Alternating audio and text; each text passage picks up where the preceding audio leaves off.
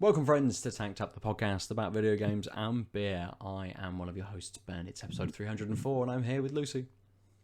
I'm still here. And we're here with Adam. I am here as well. And, again, we're joined by Tom. I'm still here. Perfect. For those of you who are just tuning in and don't know, we used to do 2-hour episodes. We split them down to one, but we record in one session. Hey, so we can get a little bit juiced up for our topic episode. Come on, Lucy, don't put that face on. Just getting my steroids. Well, this week, for this episode, for 304, we're all going to be a little bit juiced up on some putty. We've all managed to get ourselves a can. And whilst our topic for this week is going to be maybe a little bit on event beers and things, we're going to be leaning a little bit more into Tom's new podcast as well. Absolutely. We can all, oh, look at that. That big old P. It's backwards for most people, probably. But yeah, there it is. Should we get these cracked? Obviously, we're drinking Putty from Verdant, which is an 8% DIPA, a beer that they brew kind of like over Christmas every year, I think, and just leave it while they kind of close down for a week or so. But this one's got Azaka, Galaxy, and Mosaic in it. Someone picked up the Putty last week, or had another beer, and again another one with the Scan Me. Yeah. I was actually scanning that one. I think it was you scanned last week. And Yes, I was like, from the not the Odyssey. Yeah, it was the Odyssey last week. It's had the scan. yeah. So everyone now runs their QR code apps to find out. Also on the back, just to note that it's with Alex May Hughes. I get no more information than that, but I assume that's maybe artwork rather than someone who just turned up to brew it with them, perhaps. Maybe the QR code will tell us more. My phone app has died as soon as I put it on QR reading. It's like, I don't know what a camera is, so I'll just depend on you guys. Perfect. Well, maybe we won't go to their official webpage and give them the hit. Maybe we'll just talk about it instead. Corco. I've got a big old bubbly frothy head on mine. Has anyone successfully poured? Oh, Tom, perfect. Get your nose and get your face in. Let us know what you think about it. Do you want me to read the website? Oh, go on then. While we're all sipping and sniffing and. It's 2022 and Putty is back. The 2022 version of Putty is now available and, of course, still unchanged to the original 2017 brew. Glowing like a Satsuma and a pint of double cream and hop to hell and back with Galaxy, Mosaic, and Azaka. Dank and sweaty, but oh so fruity with it too. Deep mangoes, apricots, and freshly cut grass pervade your senses. As always, we've layered up the malts with an emphasis on golden promise and wheat malts for a bread crust base. Sacks and sacks of flaked wheat and oats bump up the creamy density further. Originally, it was an excuse to try out Galaxy hops and a few other ideas and concepts. Little did we know it would become an instant classic within the UK beer scene and further afield. We're proud of Putty and also think 2022 version does Putty proud as also. Celebrate Putty will be hitting the taps on Friday, 21st January in 50 plus selected venues across the land from north to south. Discover the full list below. So, I now understand why QR codes are happening because we went from flavor text to, the art sells the cans. We've lost flavor text for like the last year and a half, 2 years. It's been very flavor text light in beer cans. And then they discovered, well, if you can use a QR code to see a menu in a pub, you definitely can do it for 17 paragraphs of flavor text. Just a full rundown of exactly what's on the beer. Yeah. Tom, I've seen you sipping away. What do you think? I mean, I admit, I can't remember the last time I drank a double IPA. So this is really like a throwback to, Like to the last time I had one. Yeah, and just forget how obviously the mouthfeel and just the thickness of it, and then the sweetness, and then but still getting that alcohol hit afterwards, and then the tropical flavors coming out of this as well. It's like this might be a DIPA comeback for me. I might have to start finding some more and get back into it. I Oh yes, don't blame you. they'll This get you. is- DIPA back into it. I see why they haven't changed the recipe for 5 years, because if it ain't broke, yeah, It ain't me. It's so good. Just like that deep, like maltiness and sweetness that's in it. It's combined with incredibly the tropical smooth fruit. as well. Yeah, just goes. It's slightly. I'd still say it's just still medium bodied at this point, but it just goes down so easy. Yeah, and you get that nice like flow through it. Being able to pick out some of those more fruity flavors, but having that malty kind of base to it. Absolutely, it really shows in that. It's not just like here is block of flavor and it goes. It is like, no, here is what we are doing with this. We're going to showcase these different kinds of flavors. A little bit of kind of orange, a nice little touch of maybe kind of something a bit more melony in there as well. And so the nose and the flavour do kind of represent each other quite well as well. A little bit lighter on the nose, but you're getting a lot of that fruit in there. I do really like that it's a sweet citrus, and it, like you said, these layers of both wheat and oat to make it like both sort of full-bodied malts, but give it a little bit more variety. Like I've had a very oaty, like the last beer I have that I think had this kind of mouthfeel was mostly oats, and it all lent into the same thing to the taste. I think by having several malts that are sort of thickening in that sense, it's giving it more dynamic taste. Yeah. It's really excellent. Yeah. And really like good.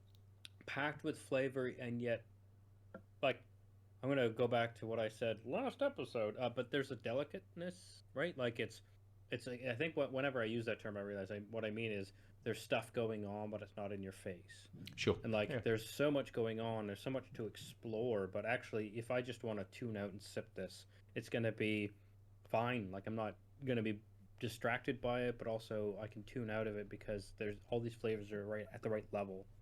It's got this terrific mouthfeel, and that sweetness, that citrus sweetness especially, like really draws you back to being like, oh yeah, what is going on? So even if I tried to tune out, like the flavors are definitely, that nuance is definitely pulling me back in. Yeah. I'll echo what Lucy said, which is just like, yeah, I can see why they haven't changed this for 5 years. Yeah, it's like a throwback. Like it's like with like Cloudwater when they were doing all their 2017. What was the summer of the Juice Bomb IPA? That was what, 2018, 2019? So I think it got to be 18 maybe. What was the summer? There was a summer of sours, wasn't there? And then we had the Juice Bomb summer. Everything's just measured by summers. What was the summer of pain last year? It was the summer of dippers the year before. You know.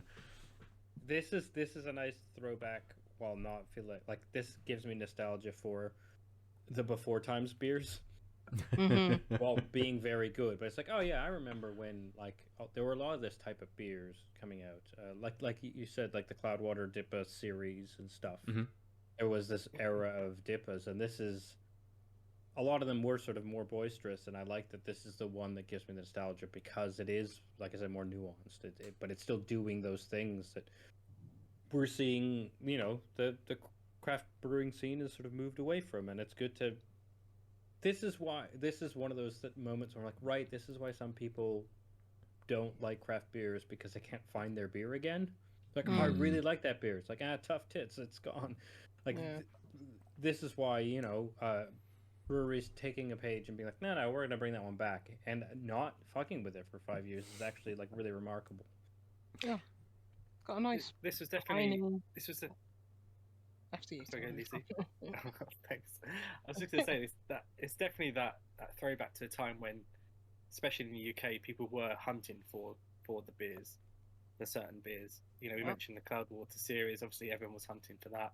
I remember. I'm pretty sure I worked at a bottle shop when Putty first came out, and same thing. People coming in and being like, "Have you got Putty?" You know, same the Cloudwater series. Like, have you got this? And the funny thing is that when Ben said that all you guys were going to be drinking this, and I had about, I don't know, 4 days to try and find a can of putty in London, and had to send out a tweet being like, "Everyone, please don't laugh at me. I'm looking for putty. Where can I get putty?" And I mean, like, there's you know, a arts and crafts store down around the road. We don't yeah. Well, Aw, Yeah. silly Putty. the weirdest thing was the place I actually ended up getting it was in Loughton in Essex, a place called New Breed Bottle Shop, and I spent a lot of my teens there. So like the fact that there's this bottle shop somewhere where I spent like my teens there, and suddenly there's a bottle shop there, and that's where Putty is.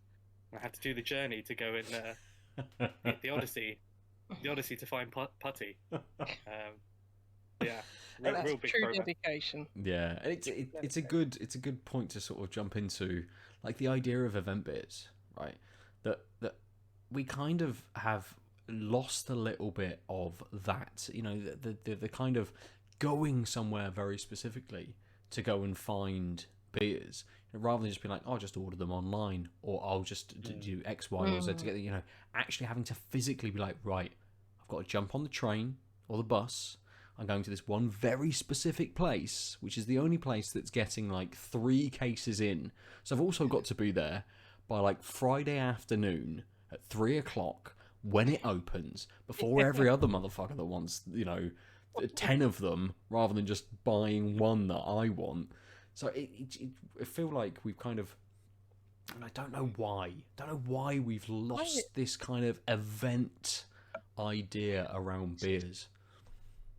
I don't know. I think it's because I mean, the speed at which these breweries release new things. Like, if you miss one, there's going to be something else around the corner. You know, like, you know, stalwart institutions like Putty at this point is, you know, that they're not as common, I guess, but also we're not the ravenous kind of beer fan.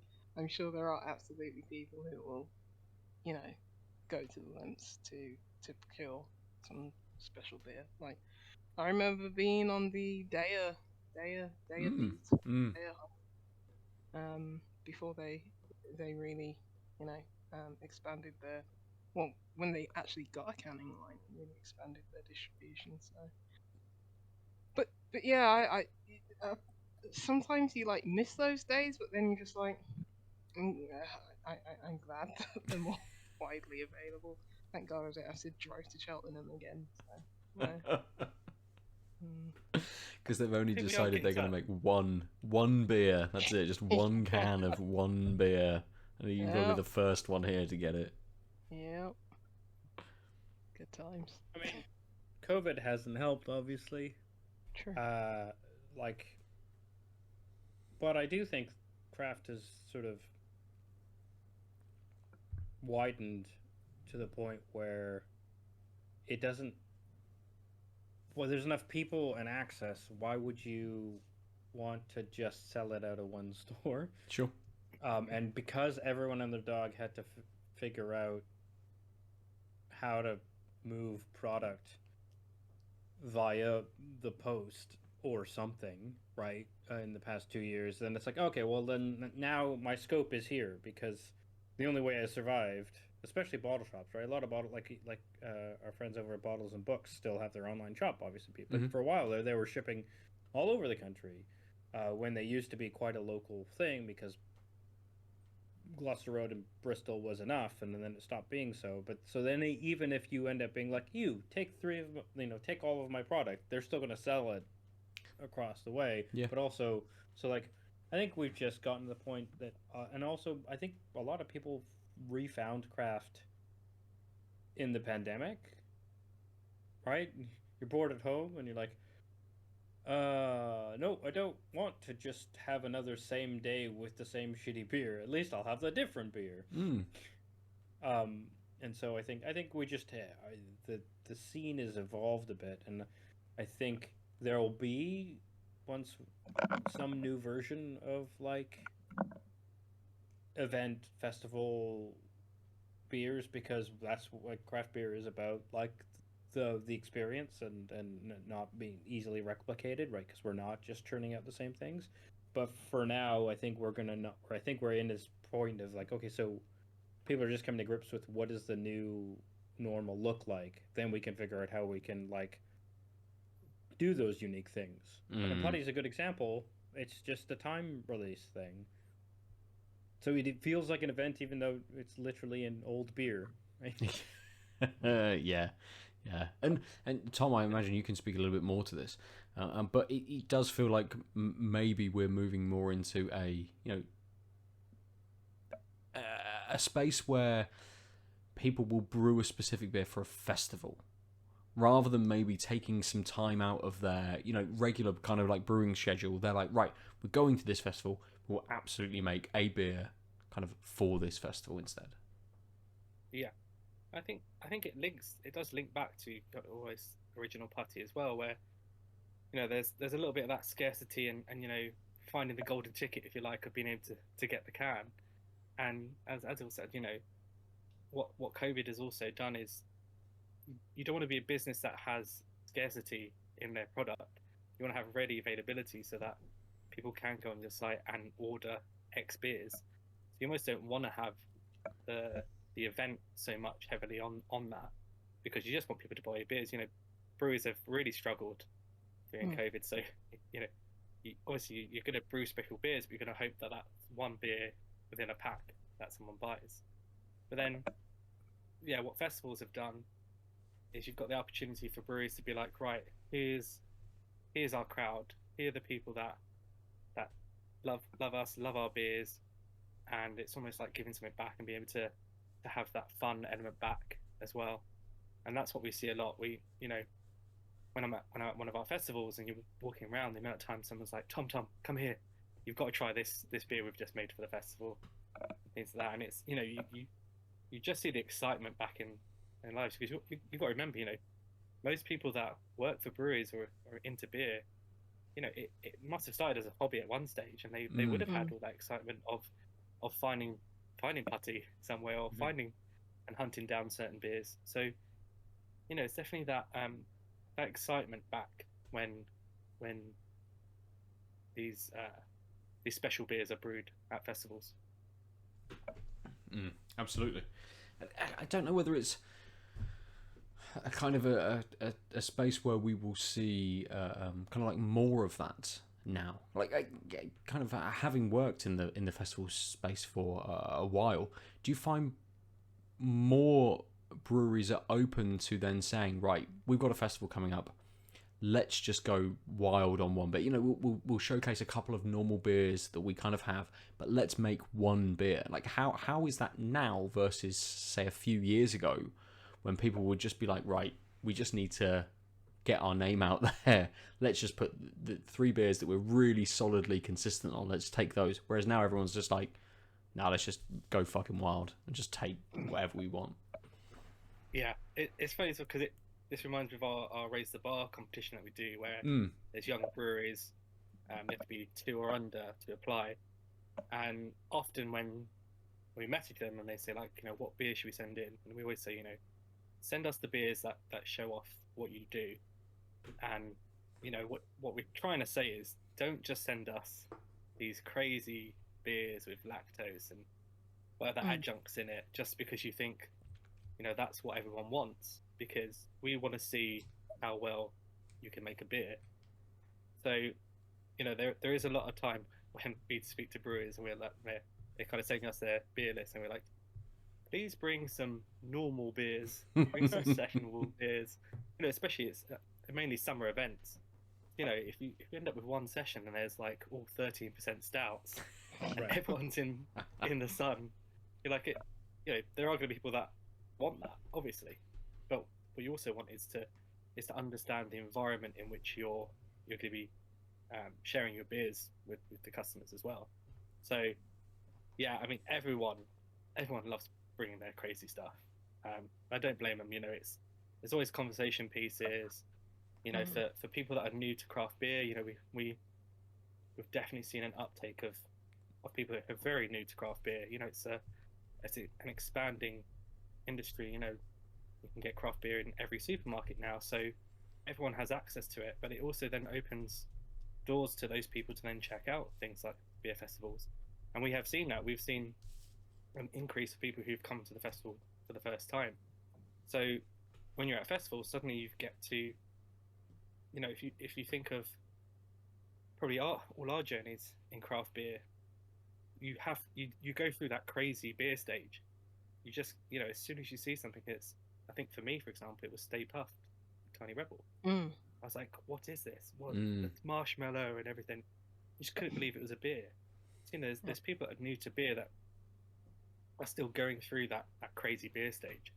So, calling it a crazy name and having all those adjuncts in as well, it does bring people over and start those conversations. And, you can then still sell them your, session IPA or whatever. But, they come to you also for some of that crazy stuff as well. So there's a real balancing act, I reckon, for breweries to get that right. And it's a hard line to get right, I think, to balance. Mm.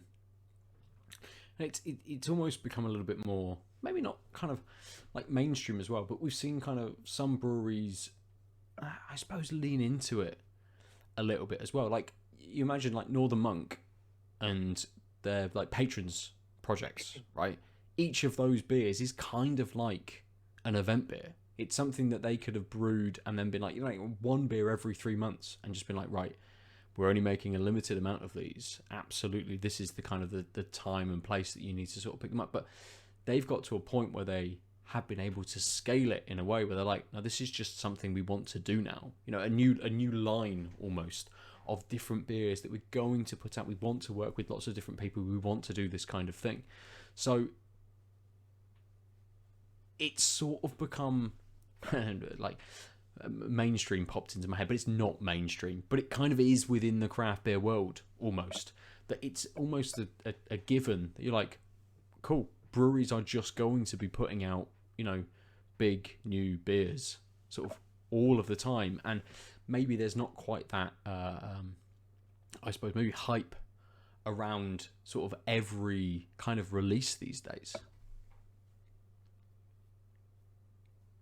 I mean, there's certain beers, if you think about, that you absolutely love, that aren't kind of as hyped anymore. Say, Lucy mentioned Daya, Steady Rolling Man, for example. That's a beer that no matter where you see if it was on tap, you're going to drink it. Yeah. Same with Colonel Table Beer. There's a long list of beers that don't have the hype around them, but are always beers you're going to return to. Agreed. It's I suppose it's just an ever-changing, evolving scene, isn't it? And everyone is just sort of like adapting to kind of whatever they want it to be, essentially, in terms of the brewers themselves. Kind of they can just put themselves out there and be like, right, this is our business model now. This is what we do. These are the kind of beers that we put out. We can kind of put one special thing out every now and again, perhaps. So this reminds me of how so in North America we had the microbrewery explosion of the early 2000s, and craft wasn't really a thing here at the time. So when craft exploded on both sides of the pond, it was craft brewery, and it was about this churn of new stuff, right?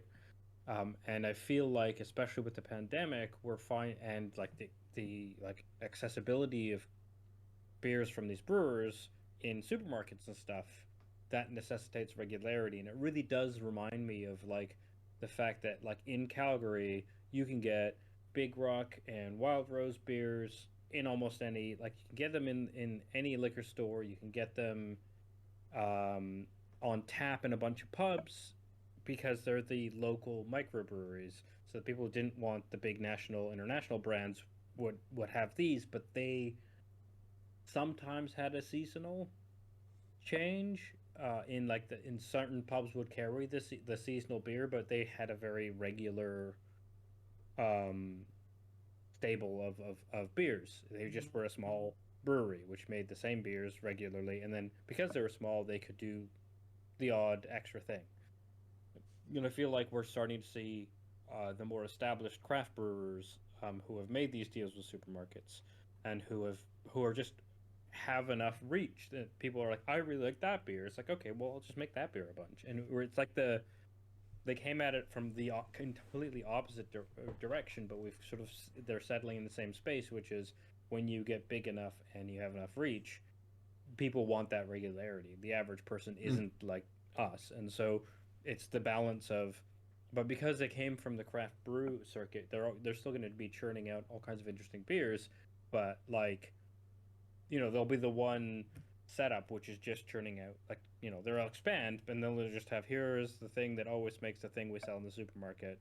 Mm-hmm.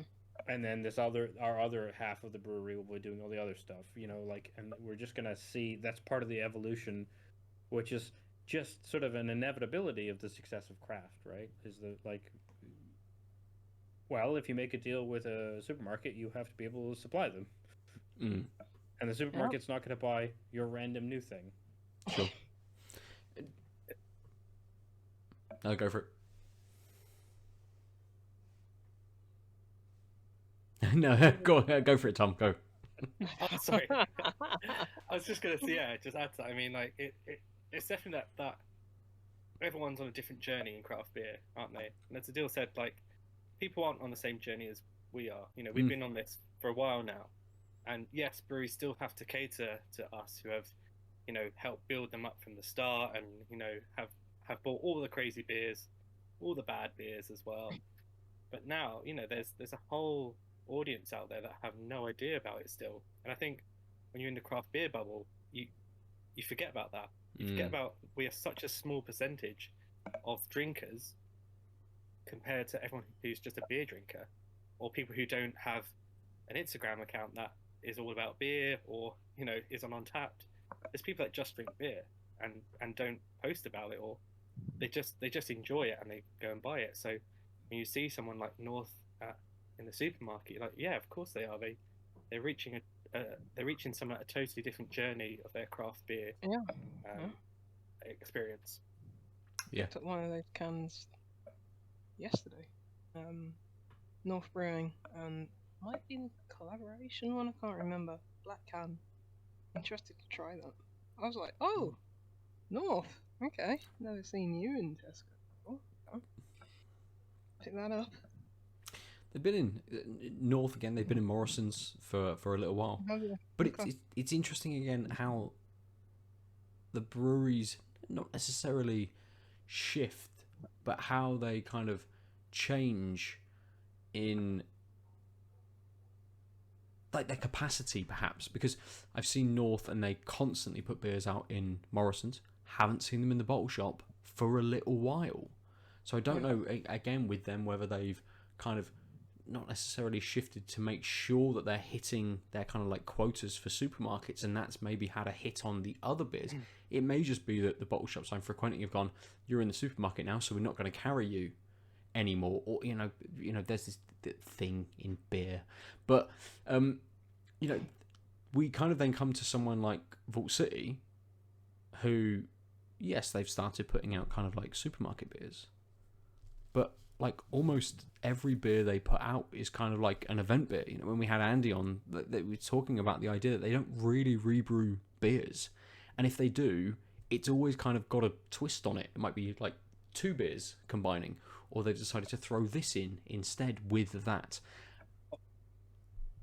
I was just saying, although part of that is they're a bit younger, and they have had. What's interesting in that, if you recall in that conversation, there were a couple beers. It was like, oh yeah, we've done a couple runs of that, and we might do another one because people really like it, and like that's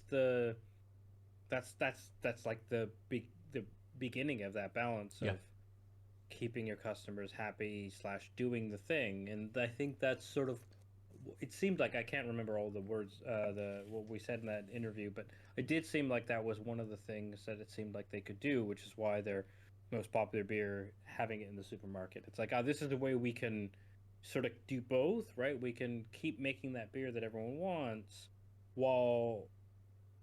and like they also like adjusted their margins for other things, despite the fact that it didn't make sense to be good to the bottle shops that have been carrying them and their customer base, because what they were trying to do is not only broaden their scope and have this lucrative deal that would allow them to succeed under capitalism, but also give this specific thing that people seem to want more easily, and more. There's just going to be more cans of that, or bottles of that, I should say, in the wild via them leveraging just that one recipe over in the corner for the supermarkets.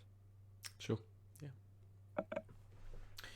Yeah. Good. It's hopefully we maybe just see not more kind of hype's the wrong word. We don't want to see like hype around beers, right? Because nothing will ever live up to the hype that has kind of been extended around. Just the way things are. Nothing is ever like that. The amount of reviews I've seen of Putty, and everyone's like, yeah, it's all right. Yes, because you've built it up so much that it's never going to meet those expectations. And It'd be nice. Yeah, I was going to say, it'd be nice just to have that hype grow organically. Not like, okay, this brewery we all know is putting out this beer that we all know. It's been around since 2017. Just like, through word of mouth, or like, oh, have you heard about this beer from this brewery, or this new brewery coming up, and just, that being the hype grow organically. That would be nice. But,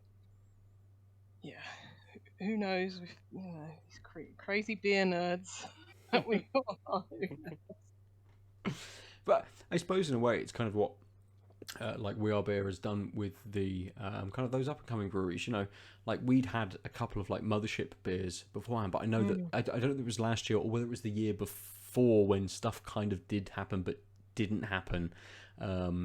That they were kind of suddenly like there as part of this like rising star kind of like class that was sort of showcased.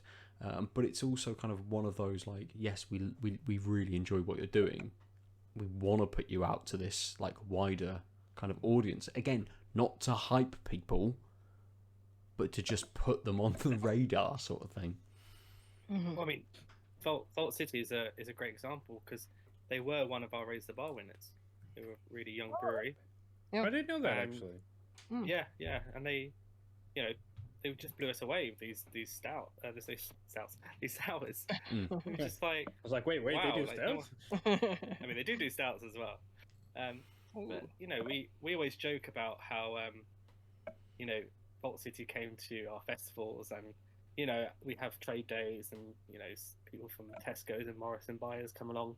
So we do joke about we got Vault City into Tesco because of the festival. Yeah, but where's the check? that yeah, but it is it's part of why we do Raise the Bar is because there needs to be a spotlight on these younger breweries. I mean, last year was Pastore, for example. Talking about another sour winner.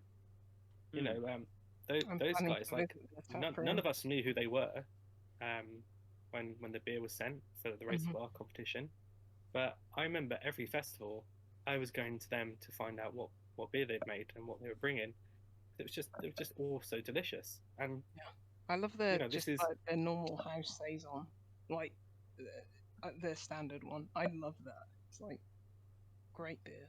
But I'm planning to visit them this year. So.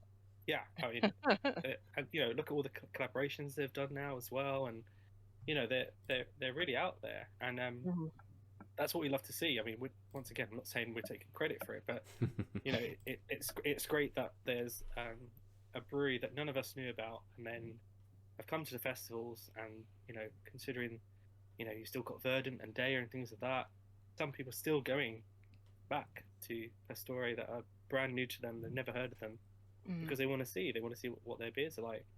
It's Raise the Bar has been a really important thing for us to try and champion younger breweries and just kind of have those smaller guys sit alongside some of those bigger names. Yeah, absolutely. And it kind of almost adds to the idea that it's not an event beer, it's kind of not a festival beer, but this might be a smaller brewery which you can't get everywhere, which doesn't have national distribution, so this is the place to currently get them. And that's why I think like festivals are incredibly important in the scene, which kind of, I suppose in one way feels a little bit lost over the last couple of years, because no one's been allowed to go outside. But it's kind of, I suppose, something which, like, I'm itching to go to a beer festival. I haven't been to one in like, what, 2 years now, 18 months, something like that now. Yeah. And it's just like, I'm ready to go to just chat to every random stranger about beer that I possibly can. Good. We always say at the festival, it's about discovery and celebration. So it is really bringing those two things together. You know, Yeah. As you say, you miss talking to everyone. That's one of the things I love at the festivals. You just, no, I'm walking around drinking the beers like everyone else is. You just start up conversations with random people. They don't know I work for the company. They don't know, my links to it, and we're just there just geeking over beer. It's lovely, and everyone's just discovering all this great stuff to drink, and we're all just celebrating that moment. Yeah, absolutely. Good. And to kind of link it then to back to the podcast, Tom. You and I did an episode together, which I thank you very much for having me on. But we talked a little bit about the Cloudwater DIPAs. Not to spoil it too much for everyone, but you can obviously go to, when that episode releases, Game Over Beer, to... If I release it. Brutal. Just shrink behind my microphone. But like, it's incredibly important, as we've been talking about, those event beers on that, like, on the craft beer journey, I think for all of us, essentially, as it has kind of been over the years. Does that kind of, I suppose, to bring it back to the podcast, do people kind of touch on that very much during it? Is it kind of, everyone sort of talks about their own sort of beer journey, and I imagine there's lots of people that go, this was like one of the first beers that I really ever kind of got into. Does it touch much on event beers and things like that? Is it just me? It's just you. No.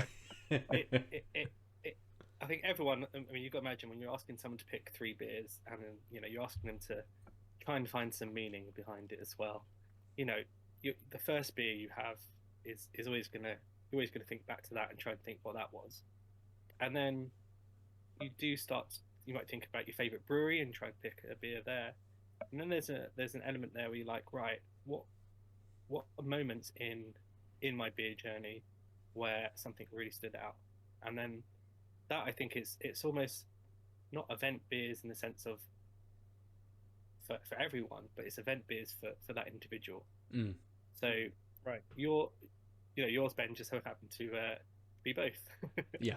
But there are these moments, and we all have them. There's one beer that kind of, the light bulb turns on, and that's intentional for Verdant light bulb.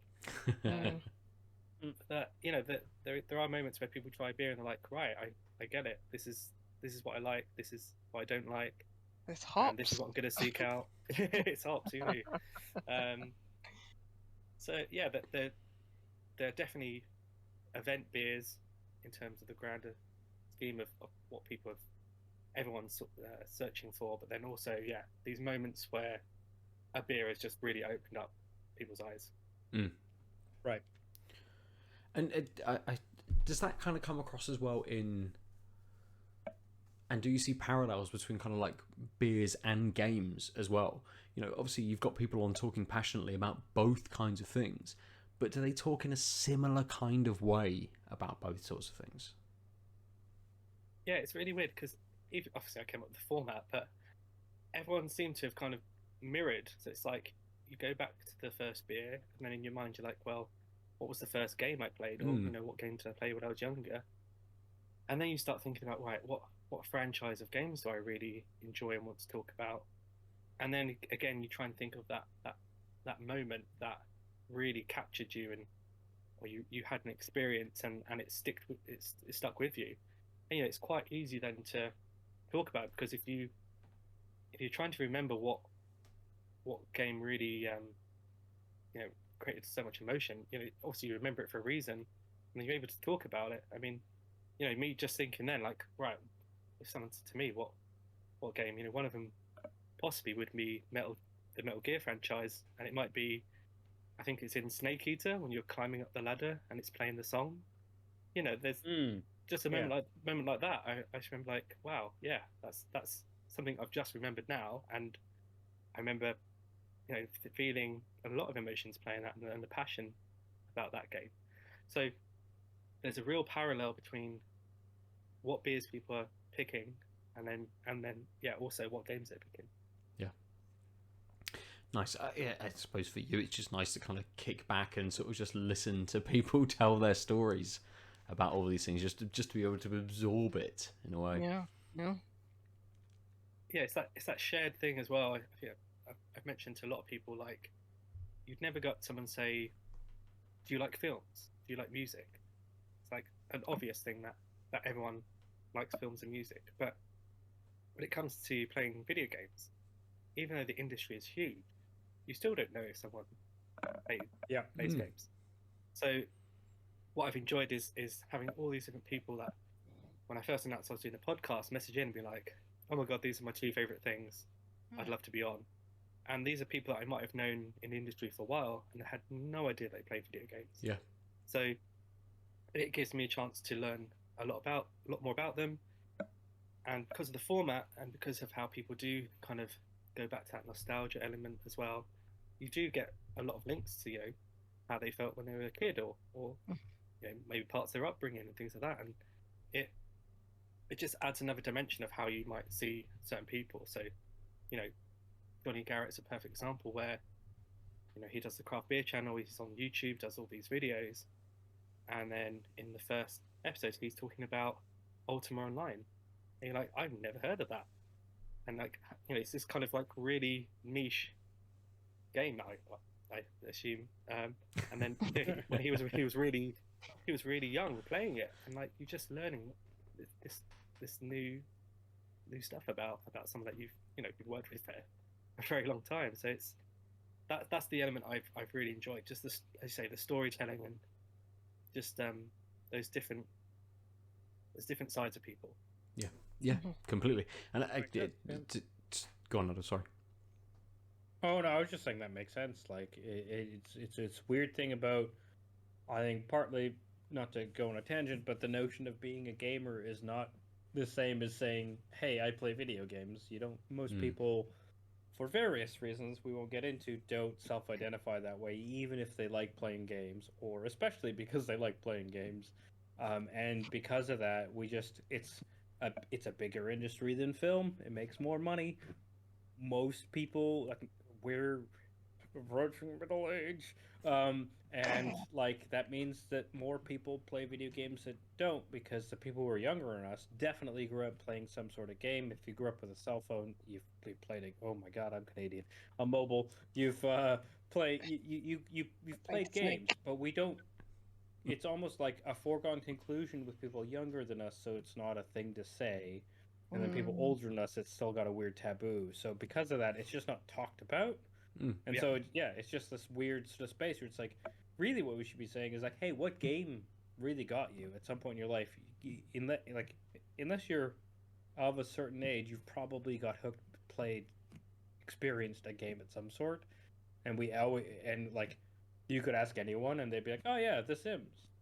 That's a game I played, but I'm not a gamer. I don't like video games, but I played that all the time in my youth. This is what I say. This is like, I live in the Bristol comedy scene a bit, and there are people in their mid-20s, young female comedians who have the general vibe, and you wouldn't think gamer, but they've got a bit about playing The Sims, because of course they do. They're 23, 25. The Sims hit them in the right point in time, and of course they had a computer because they had to do schoolwork, and like it's these things that we haven't sort of caught up in the discourse of like, yeah, you've definitely played a game. Tell me about the game rather than do you like games, right? I think that's what I like about your podcast being name 3 games rather than, hey, you're a gamer, what's up, right? Because it's like, oh, you can find 3 games, like, because everyone can, because everyone's played 3 games. Exactly. Yeah. And there are lots of people that I've seen, they might have posted that they've played a new game, and I'd approach and be like, hey, I'm doing this gaming and beer podcast, and like, oh no, I'm not a gamer, or like, oh no, I rarely play games. And then, as you say like, well, can you pick 3 games? Like, yeah, obviously I could pick 3 games. So there we go. you can chat about them. So it's it's definitely a good format to be able to, as you say, not just label everyone who comes on as a gamer, because not everyone is. The same way that I've got we've got Sarah Wellock coming on, who's European senior PR manager for Atlas and RGG Studio, and she's the other way around, where she works in video games but drinks craft beer. And the beers that she picks might not necessarily be as big or crafty as some other people that come on, but then the games she picked are completely different, so you get that a different angle that way as well. So it's really interesting to see when you just like flip that round to see what people are picking. Yeah, it'd be interesting as we get kind of, hopefully into season 3 or season 4, where suddenly, it's expanded to that sort of sense where suddenly we're kind of thinking, well, there's thousands and thousands of games and there's thousands and thousands of beers, that you will get that like incredibly, not like necessarily niche episode, but someone will come on, and for you, like talking to Johnny, him talking about Ultima Online, and when I listen to that, I'm like, he talking about the kind of the person that just murked him instantly. Yeah. And just like, he's just this newbie walking around this area, he's just killed instantly by a player, but then the sort of a different player kind of gifting him kind of in the game and helping him out, and that's almost my exact same experience of Ultima Online when I played it for like 6 months. And it's kind of that little bit of like connection that you can have over thousands of these products that we get. And I would imagine, as Adam was saying, kind of lots of people will have played things like The Sims and stuff like that. It'd be interesting to see if we get kind of those sorts of discussions and stuff where suddenly you've got someone on there like, yeah, The Sims is life. That's it. This is the thing that I have absolutely. My 3 games are The Sims, The Sims 2, and The Sims 2 DLC pack 4. Dogs and cats expansion. Yeah. Sims herbs, yeah. Yeah. And they say, oh, I don't play video games, but I make custom things in Sims 4. I'm basically a game dev. But I don't like games. Completely. Exactly. I'm a practicing architect just within The Sims, because I have designed thousands and thousands of houses by using all of these cheats to just get unlimited money and do what I want with it. Yeah. Nice. I think it's just a really interesting kind of like format, absolutely, Yeah. to really drill down into those kinds of things, and again, not just with the games, with the beers as well, with kind of people saying sort of like, this is the beer that I would pick, and you're like, yes, that is an excellent beer. I can absolutely see why you would kind of why you would pick that. And I can't remember again, going back to Johnny's episode, I know, is it Northern Hellers? It's not just Hellers, it's Northern Hellers from Don Zoco as well. Yeah. And I think again, it's a beer that we talked about on here, that it's just such a good beer, and you just sit there like, yes, brilliant. But Castle. but in the opposite way, someone can talk about beer like, I haven't had that. Ooh. Okay, yes, as we've been talking about, maybe I can't get that beer, but I can get something very similar from the brewery that they are kind of talking about. It's nice to have that massive range to then kind of, just use it almost as a catalogue of things I must now play and drink for the next 6 months. Yeah. Yeah, and considering I don't have a lot of time to play all these games, and I work in beer festivals, so I might already have too much choice in that range. I probably picked the probably should have started this actually. You just live vicariously through everyone that comes on and talks about, game X. You're like, I'm never going to play this. It sounds interesting. And I absolutely love the anecdote that you've said about it. Yeah. To kind of finish, I know that there's a little bit of a what's the word I'm looking for? Not angle. It's something not as aggressive as that. But the conversations that you're kind of having with people are very much in a positive light as well. It is your kind of 3 games that you really enjoy, 3 of your favorite games, things that have really positively kind of impacted you, 3 beers that you're really passionate about, that you kind of want to talk about, and just as a kind of a summary of this, I know that you're kind of working in that sort of space with the podcast as well. Yeah, I think obviously working with We Are Beer as well, with this kind of discovery and celebration being very key to what we do, it just made perfect sense to me to make this about celebration, and just to make this about people talking about things that they love and still love. So yeah, it could have been very easy to go down a different route and say 3 beers you don't like, or 3 games you don't like. But then, to have that negativity side is it's not something that it's not why I'm doing this. To mention, this is really for me to be able to get back into beer and have that passion and excitement about beer again, and same with gaming, to be able to, I still have a massive backlog of games to play, and this is a good way of me noting down everything I've missed. So, you're saying it's totally selfish. 100%, yeah.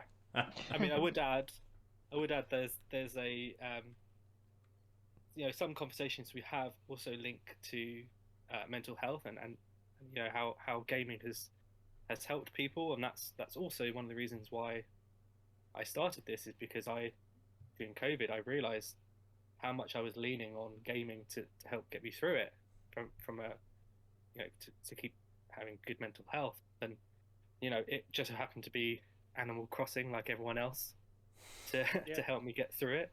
But I started to realize actually that throughout my entire life, gaming has probably been the crutch for keeping my mental health at a good level. Or even I suffer from depression, anxiety, and there were times where I've really lent on that crutch to help me get through those moments.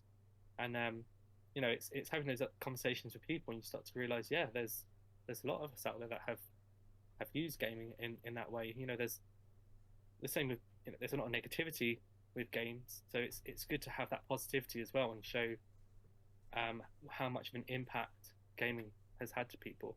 So that's why I've also kind of, another reason why I'm doing the podcast is to raise money for mental health charities. And I'm kind of at the end of the series, I'll be asking people to suggest mental health charities, and hopefully we'll find some smaller mental health charities that the money could actually do a lot for.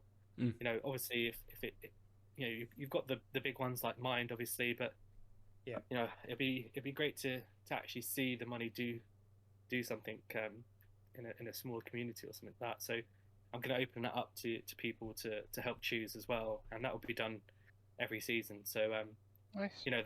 There is that other side of positivity through that mental health element as well. Yeah, good. Perfect. It's a good place for us to wrap up, I think, for this episode. I think everyone's almost finished with their putty as well, haven't they? I've seen some final sort of swigs going down in the last couple of minutes. I just finished it. Oh, Lucy. Savouring it. Well, that's me. Yeah, I was like, don't criticize someone for no, absolutely taking their time with a delicious beer. It's one of the joys of beer, right? That we can sit here, and it's normally when we have like a 13% stout that's just that little bit more rich, that you kind of luxuriate over. But any beer, doesn't matter. It could be any beer that you just sort of take your time with and enjoy. Lucy, I'll come to you first, as you're kind of still drinking it. You got any sort of final thoughts on Putty? No, it's amazing. I mean, that is a You know, final thought. yeah, sweet, piney, that slight little medicinal taste to it, but not Hmm. overwhelming. Just immensely fruity. It's so well balanced. And yeah, as we've spoken about, it's like a throwback to not games, beers of yore. Um, yeah. Why is it only once a year? Sort it out. Jeez. Put it out every month. Mm. Yeah, this was a treat, and thanks to Steve for sending me mine. Yeah. I didn't have to go hunting for it. I didn't have to go to Yeah. Essex. Didn't have to go. So yeah. But yeah, really good. Really good. Absolutely. Thank you to Steve and Points of Brew for securing a few cans for us. Adel, have you got any final thoughts on Putty?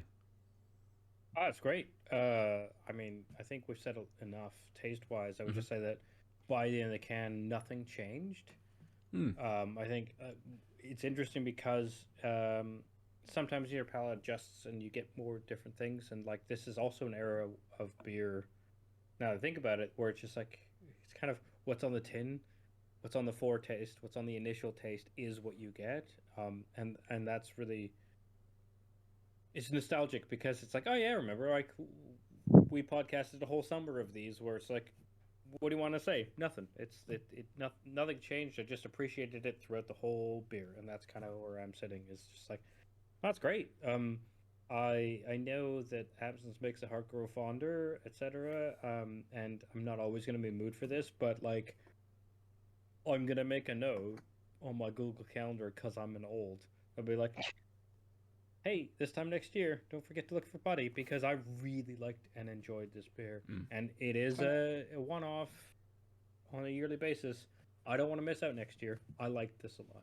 Yeah, good. Oh. Tom, do you have anything to add to the Putty final chat?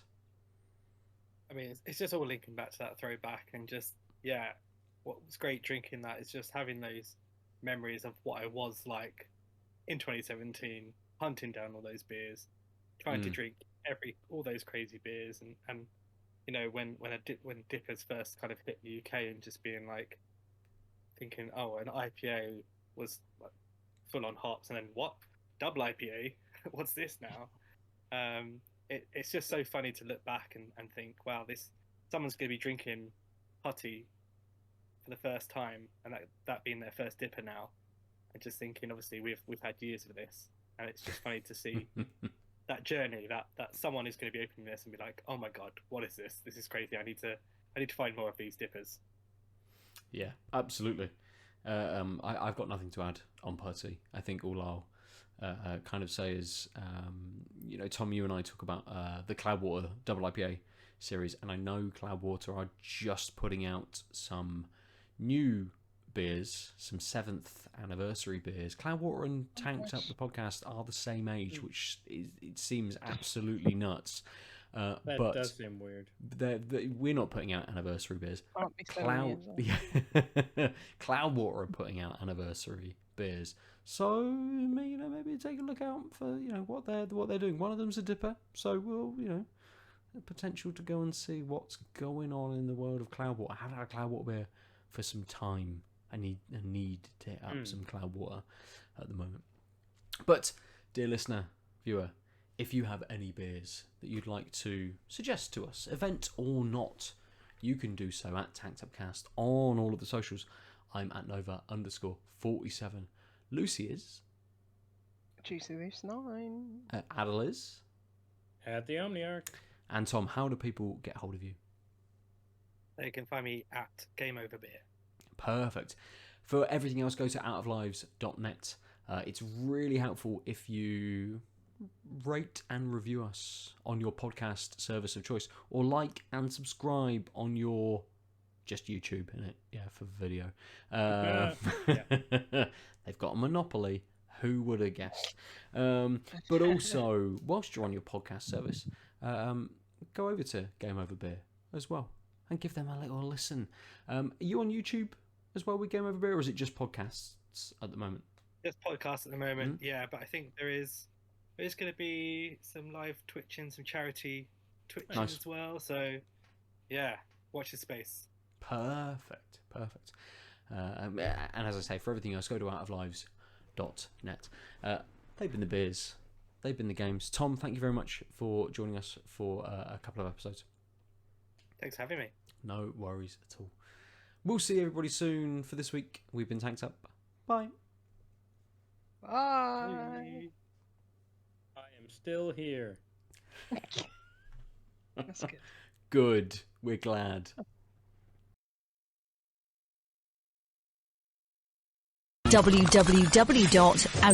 www.outoflives.net